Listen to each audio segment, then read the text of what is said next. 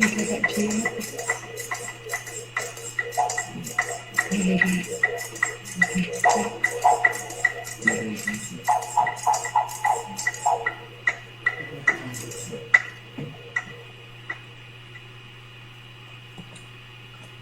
Okay, so what we're photographing is generally the fruiting body of the mushroom, but of course there's also the mycelium, which is the body of the mushroom.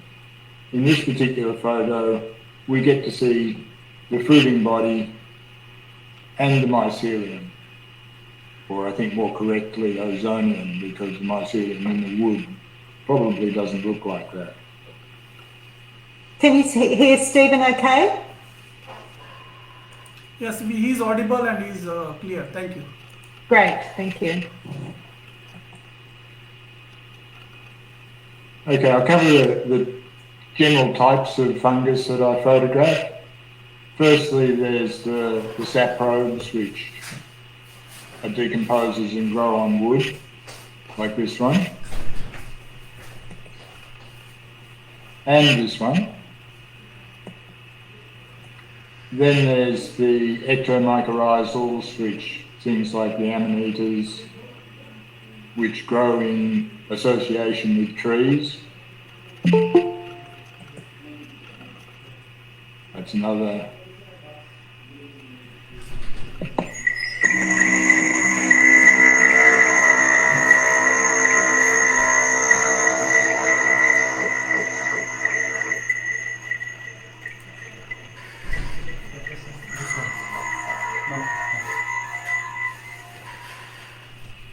Those time lapses were done in Assam in an attempt to, not in Assam, in Yunnan, China, I mean, in an attempt we made to time lapse ectomycorrhizal fungi. It sort of worked, but we had to take the fungus from where it was growing in association with the trees and bring it into a studio, in this case a tent, and try and get them to grow, and they didn't grow as much as we would have hoped. Then there's the parasitic fungi, and this is one that Sam found for us in Chiang Mai in Thailand, when we were staying at the Mushroom Research Centre. And this is lichen, which is also mainly a type of fungus. This one was photographed in Tasmania.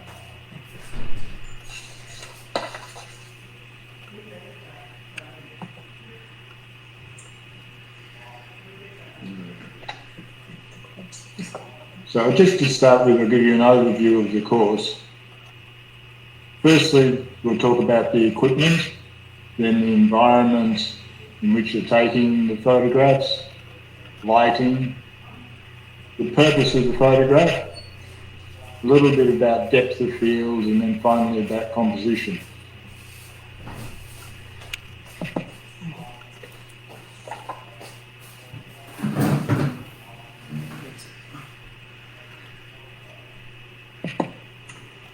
So what we're going to do is take you on a fungi photography adventure. So we want you to imagine that you're out in the forest with us.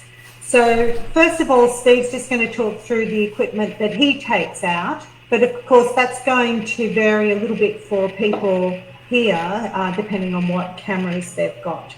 But so I'm going to play Steve's assistant. First, I'll talk about the equipment that I take out into the forest. Firstly, is a camera. Now, if I was starting out, I wouldn't be using this camera. This is a very good quality camera. It's a Sony camera, and it takes beautiful pictures, but it's a lot of work. I also need a tripod to keep the camera steady. Now, the bigger the camera you use, the bigger the tripod you have to use. If you're only using a very small camera, you only need a very small tripod. In fact, I've known people who get away without using a tripod at all. but one who takes some beautiful photographs. He uses a little camera about so big, carries a bucket with him which he carries all his gear in, and he rests the camera on the top of the bucket to take the photographs. I never could quite work out how he takes such good photographs, but he does manage to. And the other thing that we've used when we're overseas is you can get like a pillow cover, like a cushion cover, and fill it with rice, and then you can turn that into a tripod that you can have on the ground. Anyway, it's all a matter of just keeping the camera steady. Another thing I use, this is just a remote control for the camera, so I don't have to press the shutter, don't have to touch the camera at all with my fingers. I can just press the button on this and it'll take a picture. Most cameras now have a remote control, though I don't know that a mobile phone would, would it? No, probably not. Another thing that's really useful is a reflector. In this case, it's just a piece of aluminium foil, which I keep in my pocket when I go out in the bush. That way, if I need to light the fungus in a different way than the light coming onto it, in particular getting light underneath the fungus, I can put a bit of aluminium foil underneath the fungus so that it's outside the picture, but it throws light up in. Very useful. Often people say that's the most useful piece of advice Steve gives them in a photography course. Next, an umbrella. Serves two purposes: keeps the rain off you when it's raining, and can shade the fungus when it's a bit too sunny or there's a bit too much light in one direction perhaps. You either hold the umbrella there or put it there, or get Sam or someone else to hold it for you if they happen to be around. And last but not least is my surfboard, which I use for resting my knees on. So you kneel down in the forest, it's either muddy and horrible or stony and very sharp on your knees. So I carry a good Chinese surfboard with me wherever I go. Now, of course, you don't have to have, as Steve said, a very expensive digital camera to take good photos of fungi. You can use a less expensive small camera, or a mobile phone is a great option because you've got it in your pocket. But many of the things that we're going to talk about today are relevant for any kind of camera. So the kind of tips that you can take on board, even with your mobile phone. So, yeah. So we go back to some pictures. So we're just going to go back to our, sorry if there's any delay, it just takes a little while to share the screen, but we'll go back to some pictures to talk through. Ones that you and us are going to find in the forest.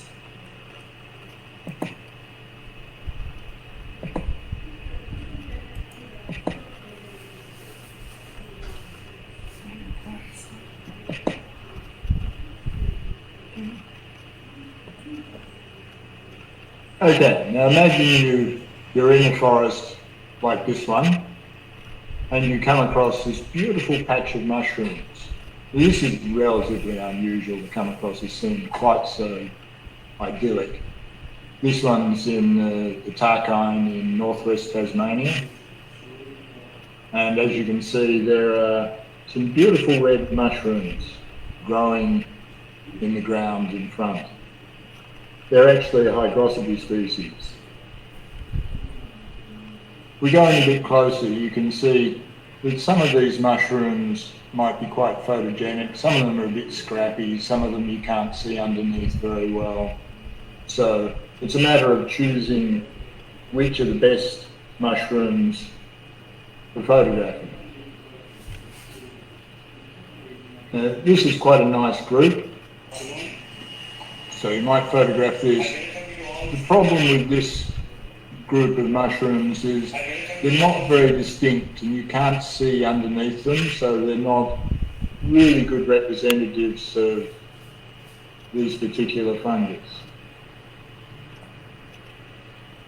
Now this one I'd say is probably getting to towards the ideal for a photograph. It shows several of the mushrooms, it shows the top and the bottom surface of the mushroom, and it shows it in fairly good detail.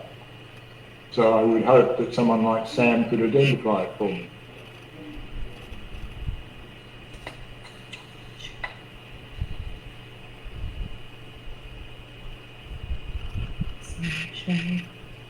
Yeah, sometimes when you're taking photographs of these mushrooms, you want to, if possible, get them out of the sun. And it usually is possible because at the very least you can stand in the way of the sun and shade the mushrooms.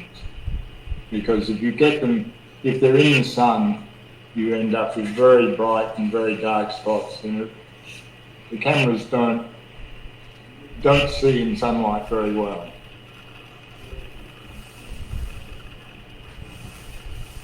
So we might as well cut a light in while we're here. If this mushroom had been in the sun, then I would use something to shade it. And that could be me, like standing in the way, maybe my hat, or maybe the black umbrella. It's always good to use a black or preferably a black umbrella so you don't cast a coloured light on the mushrooms, and certainly don't use one of the frizzy Chinese umbrellas that I've seen with all flower patterns on them and things like that, because then you'll end up with strange patterning on the mushroom. If you can see underneath the mushroom, make sure that it's bright enough, and that's where the aluminium foil comes in. You can place the foil underneath the mushroom but out of frame of the photograph and cast light up onto the gills. And you can see the gills on this particular example are quite prominent, so anyone looking at them could say, yes, this is a something or other type of mushroom. I think this is a hygrosity firma.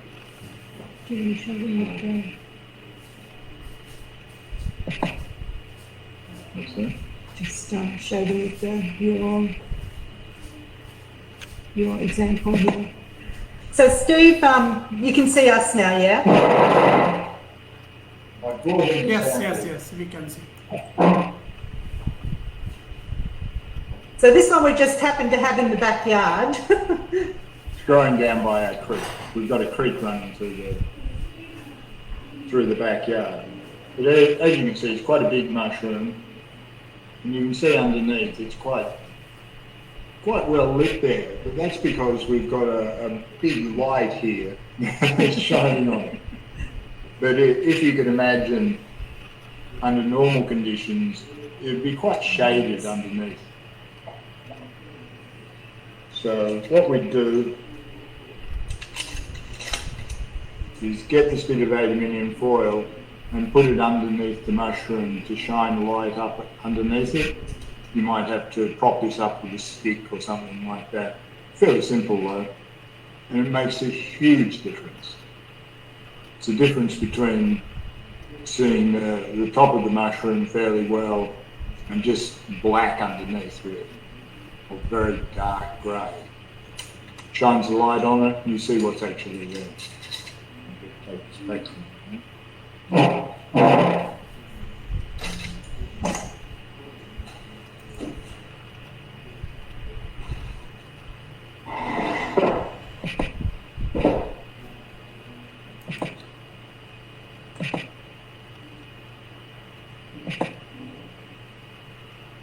We're going to bring up a picture of Marciniak mushrooms now.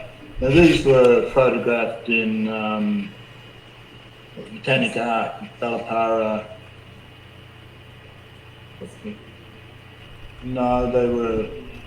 Anyway, they're very in Assam, and they're very small mushrooms, as you can see. That's a leaf that they're growing on. The leaf was probably 10 centimetres long, something like that. So this whole frame might be 5 centimetres. The Marciniak, where you find them, they're usually, say, in this case, they'd be on fallen leaves, on a muddy path, getting down in your hand enough, like the mushroom might be 2 centimetres high. And certainly with my camera, I can't get down that low, not without getting extremely dirty, and probably not very successful because there's lots of dead leaves and twigs and branches and grass and things all around. So what we do in this case is we relocate this leaf, so carefully pick up the leaf and put it in a spot where it's got reasonable light, when you can get a good angle on the mushrooms, and where there's distant background. Like you can see here that the background is very blurred, which means it's quite distant. This is another photograph of the same mushrooms across several leaves in this case. There was, on the floor where we found them, on the ground where we found them, there was a mass of these, but they were not in a way that you could photograph them effectively. So when we relocate mushrooms like this, we tend to do it quite close. We find what we call a studio in the forest where we can put them that has the ideal conditions in terms of lighting, no breeze coming through, and but then we put them back. Of course, because you're mycologist, you might actually be collecting the specimens, so it's not such a big deal. But we really encourage people, if you're not collecting specimens with permits, then try and put any mushrooms that you relocate back where you found them, so that you leave the forest the same as it was before you went in there, treading lightly. Just a word about the background here. You can see that it's a beautiful out of focus background, which tends to show the environment, which is forest. But you don't want if the background was more in focus, then you wouldn't know, the viewer wouldn't know what to look at, whether the mushrooms or the background.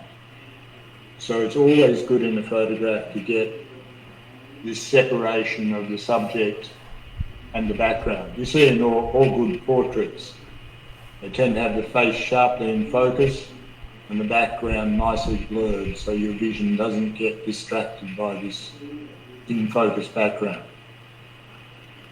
And so the easiest way to do that, particularly when you're relocating mushrooms, is to just get a fair bit of distance between the mushroom and the background.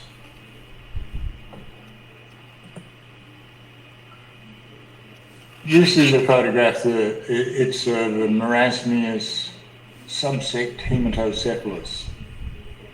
It's from Assam in India. As you can see, they look amazingly delicate, and they are just that, amazingly delicate.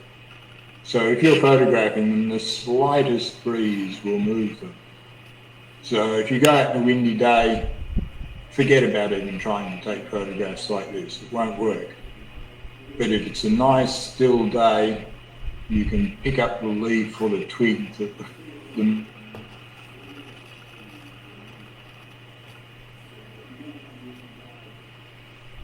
location in the bush where everything is right. And by everything being right, in this case, I mean protected from the wind, with good lighting on the subject and the background. And the background should be dimmer than the subject, because you want the brightest thing to be your subject. And the background doesn't distract, and the background to be a good distance away from the mushroom. Now the distance you need will depend on how small the mushroom is. If it's a very small mushroom, like in this case it's probably a couple of centimetres high, then the background needs to be maybe a metre away or something like that, and then it will be nicely blurred. If it's a bigger mushroom, maybe 10, 20 centimetres high, you might need the background to be 5 or 10 metres distance to make it nicely blurred.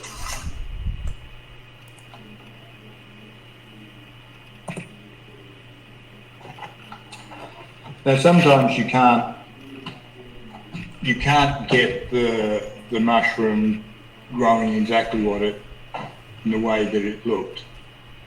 This mushroom, as you can see, it's growing on a twig, and I really just put it down on the moss. This is so I can get an underneath shot of it, and then a shot from the top. Now it's nice to get both at the same time, but in many mushrooms you really can't do that. So I'll take one shot from above like this and a completely different shot from below. Here's another one where I just pick the mushrooms and they're just laying on a bit of wood. And the top shots, again, just laying on a bit of wood. But they're still nice photographs. The ideal is to get the photograph of the fungus growing in its natural position, but sometimes that can be really, really difficult to do. And for specimens, it's important. Yeah, and if you want good specimen shots, then it's important to get both the top and the bottom. Here's one that I took just as a specimen shot. I think I probably looked at the mushroom and decided you were never going to be able to get a really nice aesthetic shot of it. So I took the one and there was another one there, so I picked the other one, placed it upside down so you could see the top side and the bottom side together. Now this sort of photograph doesn't make a great aesthetic photograph, but sometimes you just want to get the photograph.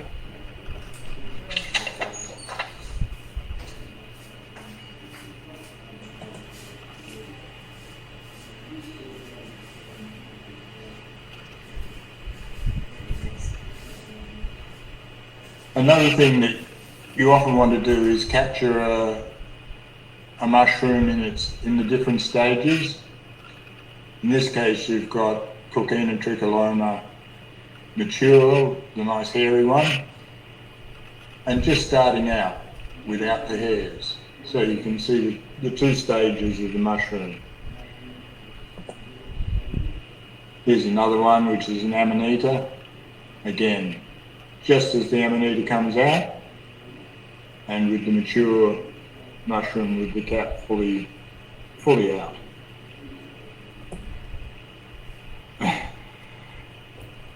This one, they look as though they're growing naturally, but these were actually transplanted from a different location. They were mixed up in the grass.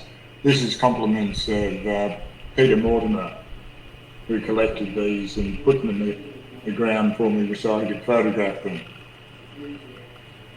They're one of the Amanita phalloides group, so very poisonous.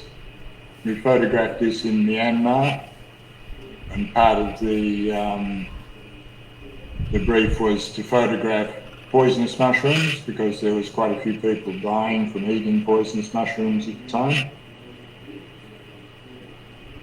Now you can see this is a difficult environment to photograph mushrooms in because of all the grass. What you can get with, if there's a lot of grass, is out of focus blades of grass in the foreground, which is very distracting. Whether they're out of focus or in focus, in fact, they're very distracting because they get in the way of the mushroom. In this case, the mushrooms were put on the top of a slope, so there was no grass in front. But that was organised by us when we did it. So this is all constructed, in fact, but it worked really well. And it was an important one to get because, you know, we needed to show what these mushrooms look like when they were in the forest, so that people knew what to look for so that they didn't eat something that was poisonous. Okay, let's talk a bit about focus and how you get the best possible focus with your equipment.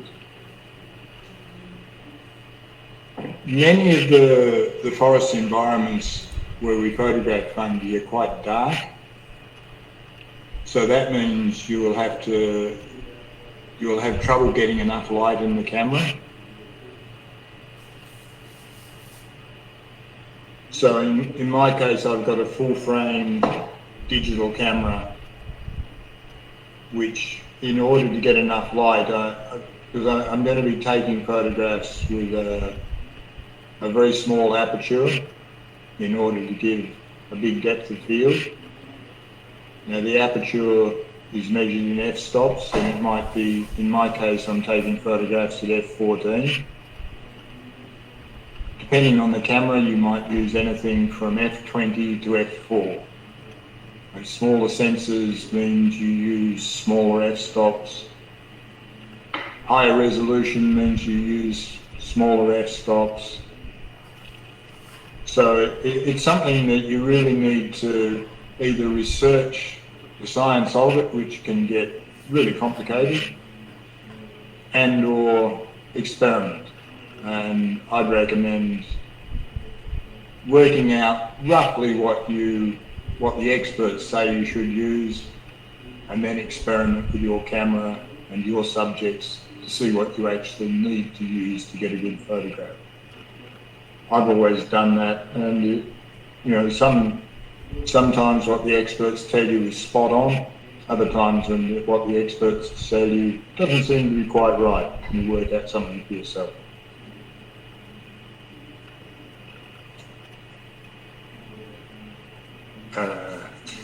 So one of the things about shooting in such a dark environment is that if you didn't use some way of keeping your camera still, that you would get blurring, because during, you know, the camera will want to take a long exposure to get enough light into the camera, and during that long exposure your hand's moving so that you get a blurring, which is one of the reasons why we always recommend using something to keep the camera still. You can get little tripods even for your mobile phones.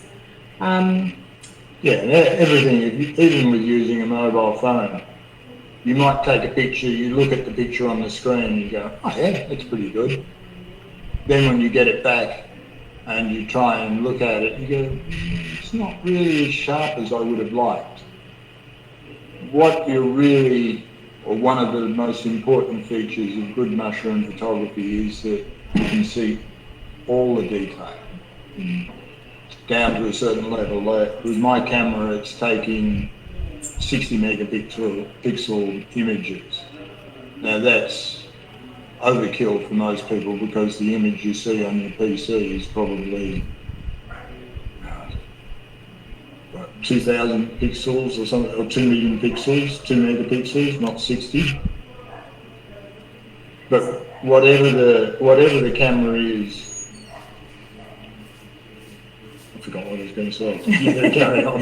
So I was going to suggest that maybe you could just talk them through. So knowing that, you know, depending on your camera, the actual numbers will change. What's your process with this camera? What generally f-stop do you take, and then where do you go from there when you're in the forest? Well, I'll use f14 for most of my pictures. This is because it's, as I said, a 60 megapixel camera, that as you go up in f-stop, in other words, the aperture gets smaller, you start to get diffraction effects from the edge of the aperture. It's like a tiny little circle, and quantum physics tells you get diffraction. You can't get around that. So if I was to use f30, it would be, I'd get blurring due to diffraction effects, which I can do nothing about. So I use f14. Another camera. If you were taking a photograph where you weren't, and we'll get onto this a little later because a lot of Steve's photographs are taken with focus stacking.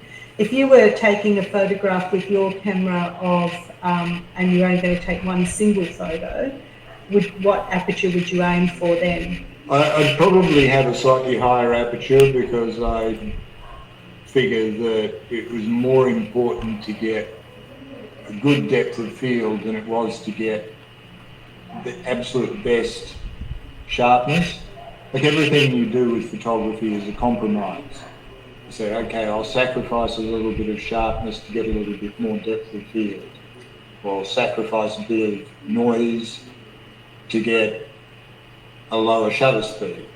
So, and maybe we could just explain what you mean by depth of field with this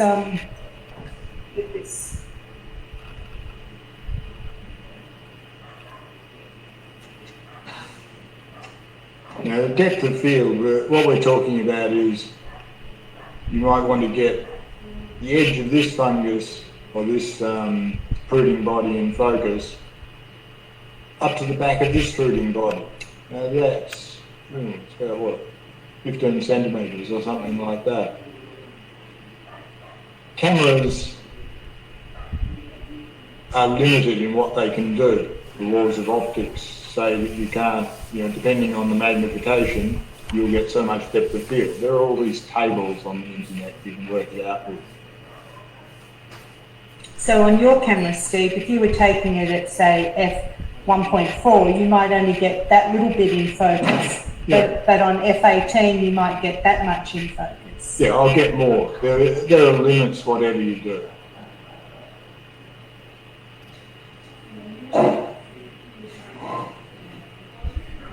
So I try for the best compromise that I can. I usually end up taking photograph at f14, but I take multiple photographs because it's focus stat in my case.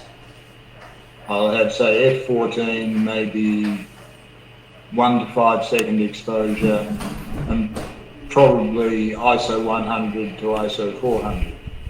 Now this camera is particularly good with ISO. I could probably run ISO 1600 or ISO 3200 even in most cases. But it is better at a lower ISO because you get less noise. So that's what I do. But I'd recommend that if you've got your camera, mobile phone, whatever it is, to experiment a bit. Get a subject that is typical of what you expect to photograph.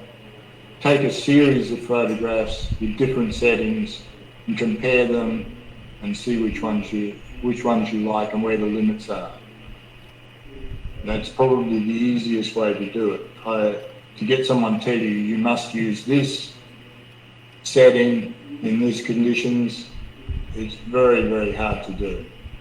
And the most common mistake that we see with mobile phones and smaller cameras, little rangefinder cameras, can you just go like that, Steve? Is that people think that they can focus really, really close so that they can put their camera in there. But in fact, most mobile phones and rangefinders won't focus that close. So the other thing to do with those cameras is to just do some experimenting and know how close you can actually get to the mushroom. It may well be that your mobile phone can only focus up to that far away, or it might be able to focus at that distance. But you just have to experiment and learn your own equipment. Yeah, I think that's the key. It actually doesn't take terribly long to get your camera, go out, play with it, look at the photographs. It's possibly a couple of hours work, but the amount of benefit you get from that is huge. So we're just going to quickly talk about composition before we take questions.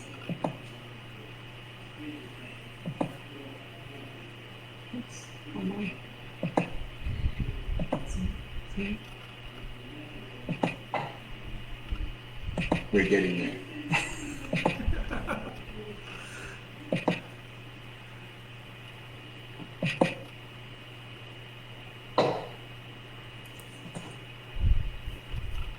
This is a local fungus we have here, particularly beautiful on the underside, as you can see. And in this one, I've tried to get the line of the fungus all the same distance away from the sensor of the camera, so parallel to the sensor. So this way you have to do less work to get it all in focus, or take less shots in a focus stack. But that particular configuration, you could take a photograph with most cameras with just a single shot. This is another one where this line of fungus is just a nice line. They're not spread out all over the place. Now in this case, the caps of this particular mushroom are only about 1 millimetre across. So this is very small fungus. And the smaller the fungus, the less the depth of field. This one is just showing composition in general. You pick out, these two sitting here highlighted very beautifully. The stick adds to the composition.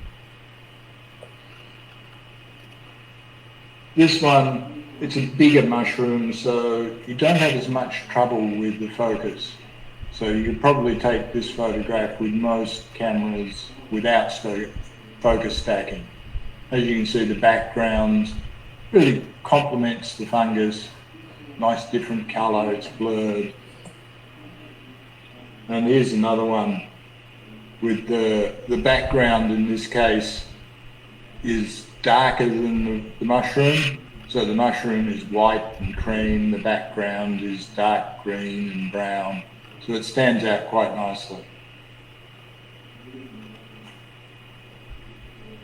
This one, it's hard to, there is a bird's nest fungus. It's hard to get these to stand out. And it's really, I just noticed these ones, they're just growing about, a few metres from my back door. But the light happened to be really nice and it just caught the fungus really beautifully. And the background, although the background is very close to the mushroom, just the lighting conditions at that time. So it's opportunistic. You see something that looks good, get your camera out and take a photograph of it. It's probably not going to be there the next day. This one is Amanita hemibaffa from Yunnan. So to get a small group of mushrooms is always good. In this case, you can see a mature one and an immature one together. Threes are always, I like threes. Of course, it is actually 4 or even 5 in this one, but it's 3 main ones.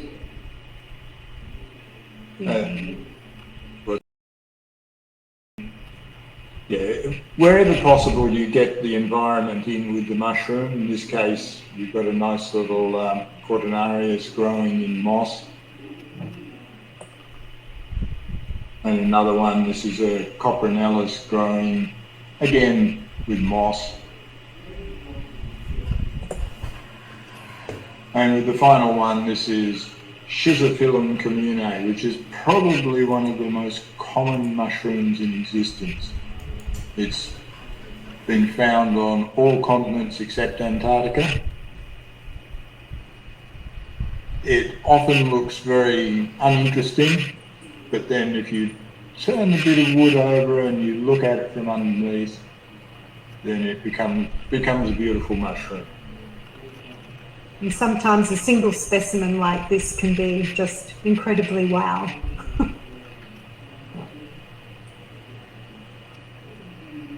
And I think that's all for us, and we'll go into question time. So, any questions? Samantha? Okay. So thank you very much for the detailed presentation. So we will now move on to the questions.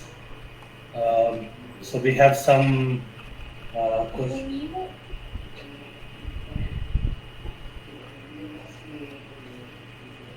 Hello, can you hear me? Yes, we can hear you. Okay. So we have a couple of questions from the audience. So one of the questions were, please suggest camera settings for mushrooms under low light. Well, first you have to have a tripod. If you're taking photographs in low light, really is very difficult if you don't use a tripod. So if you use a tripod, then in very low lighting, I'll use up to 30-second exposures. The only reason I don't go higher than that is the cameras generally will work automatically up till 30 seconds, and then you have to hold your finger on the shutter and estimate how long. So up to 30 seconds, aperture, again, with my camera I use f14, but previous cameras I've had that might have been f16 or f18 or even f20. And if you were taking a single shot, it would be f18 probably. Yeah. And then the ISO will again depend a little bit on the camera, that as you increase the ISO, you increase the noise, but that will vary from camera to camera. So I still like to keep the ISO down 400 or less, or 800 or less anyway, but I might use ISO 800, 10-second exposure on F16 or F18. And so those three things will always work in combination. It's like you decide what aperture you need first. So you say, okay, I've had F18. I want to keep my ISO low so that my image isn't noisy. So I'll try it down at 100 ISO.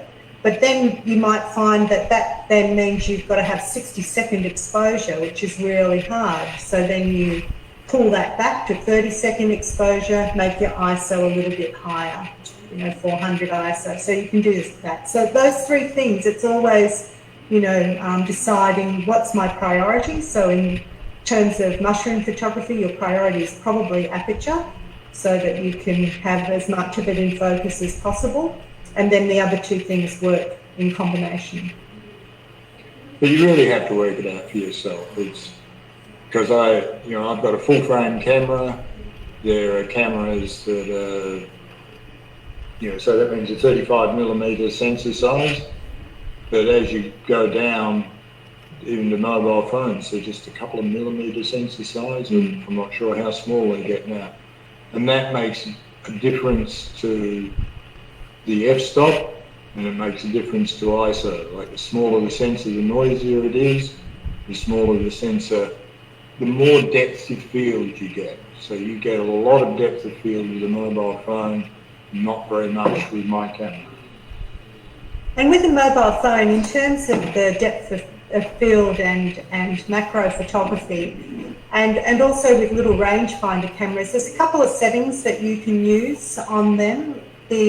Some of them do have macro apps or macro settings, and also portrait settings are sometimes useful, because portrait settings do what we're trying to do, which is to keep the mushroom in focus but the background blurred.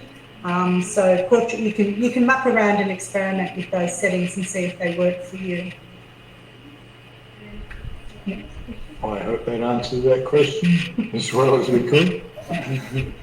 Okay, so there's another question from few people that please explain how to take photographs of bioluminescent fungi. Very good camera. This is one situation. Now, I believe there are mobile phones coming out now which will actually take quite reasonable photographs in the dark. Very expensive. But yeah, you're going to be paying, $1,000 to $2,000 to buy such a camera. So but the key is you need a camera that is reasonably high quality, because if you get the cheaper cameras can't take photographs at night. So with my camera I use, say, 30 seconds. Again, I generally just try and get away with single shots. I'll focus stack if I have to. So I'll use, say, 30 seconds, say f16, and ISO 800. You can go higher than that. On that camera. Yeah, on this camera. So, but then you've got the other factor that comes in is the particular mushroom. Some mushrooms are really quite bright, so I can take them at f16, ISO 800. Other mushrooms, while they're luminous, they're really not very luminous. So there's no way I can use, if I used f16, I'd be taking ISO 6,400 or ISO 12,800 or something like that, which means you're going to get a lot of noise So then I'd use, say, f8, but I'm not going to get very much depth of focus there. So I'll use focus stacking. Maybe I'll use a 2-minute exposure instead of the 30 seconds. And then I'll use focus stacking, but I'll have to take twice as many photographs because one photograph will only have, say, so much depth of field, so I'll have to stack them all together. Photographing luminous fungi is complicated. It's quite a skill. And preferably it requires relatively expensive equipment. To get away with taking luminous fungi with a couple $100 camera is probably not going to work very well. Though people have done some pretty amazing things. They've thought outside the square and come up with solutions to these things. So maybe someone here can come up with a brilliant solution to how to take photographs of luminous fungi with cheap cameras. Let me know if you do it. Okay, there's another question. What do you think about using ring flash when taking photos in low light conditions?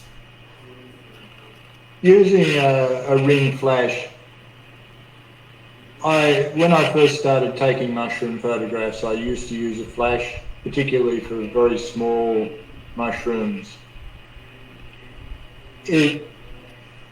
It can work, and you can often get a lot of detail, and it can look very good with small mushrooms. The problem I found with it was that they all look very much the same. You don't get the variety, and you don't really, the background tends to be just black. So you get a mushroom sitting there, and the detail of the mushroom is really good, but the flash tends to even out things. So it tends to be a bright colour with a pitch black background. So that's why I don't do it anymore. I take the extra time and take a photograph with a tripod. But as I said, the difference in the amount of work is quite a lot. So you can simply take something with a flash, or you can get the tripod and everything out. Like you can take flash photographs without a tripod. You can hold a mushroom up in front of the camera, and what I used to do was prop the camera on one arm on the hand, so I've got the mushroom in one hand like that and the camera in the other hand, and then both resting together, so if there's any movement they move together. So it can be quite successful. As I said, I don't do it anymore myself. I think what you lose is the subtlety of colour, perhaps, and certainly you lose the environment around the mushroom. So, and certainly our experience has been that magazines have liked being able to see what is around the mushroom as well as the mushroom itself. Yeah, it takes better photographs without the flash, but the work difference is quite a lot. It may be simply impractical for you to take a photograph without the flash. So, it's got its purposes. Any more questions? There's another question about image stacking. So could you please explain about image stacking, please? Well, focus stacking is where, if you take a photograph, and perhaps the photograph will have a depth of field of so much, and you've got a mushroom that is so big.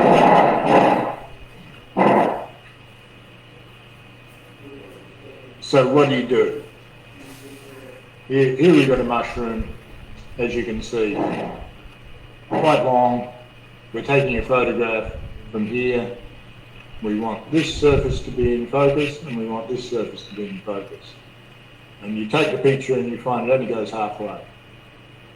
So what do? You either increase the aperture, which increases the noise, which actually can reduce the resolution, and your lens may not be able to do it, may only be able to go a little bit extra.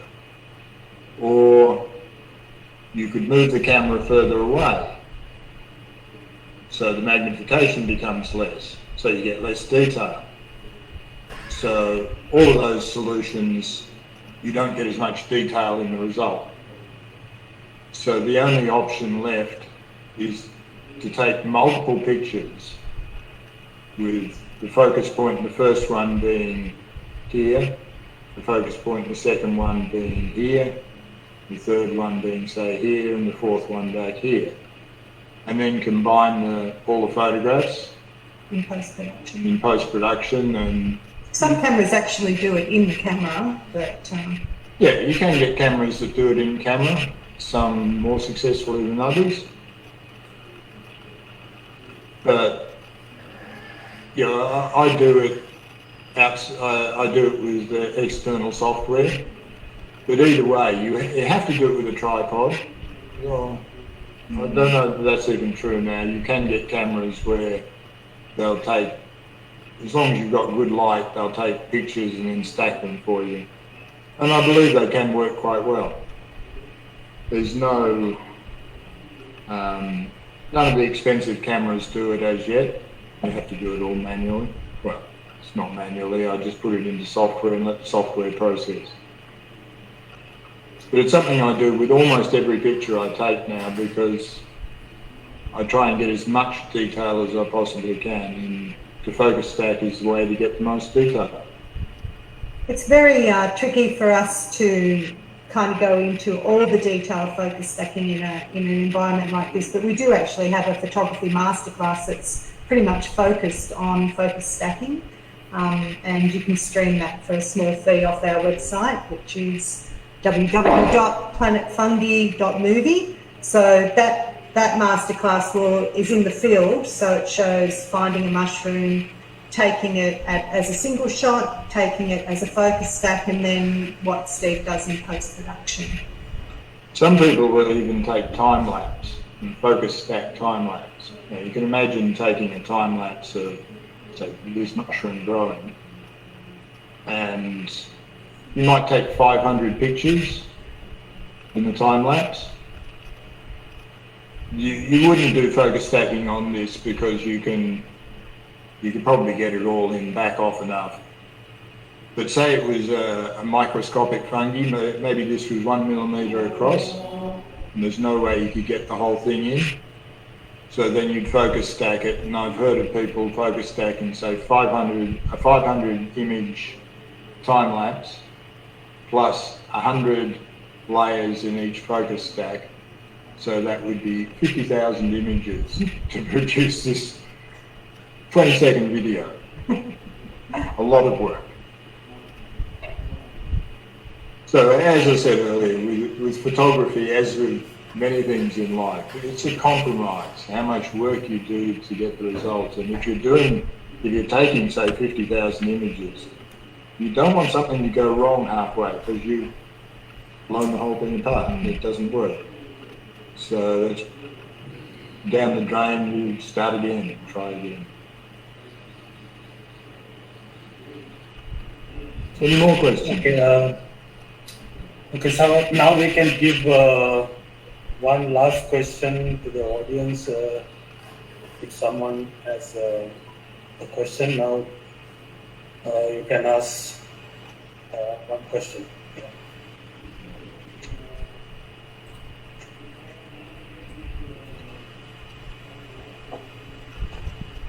One last question.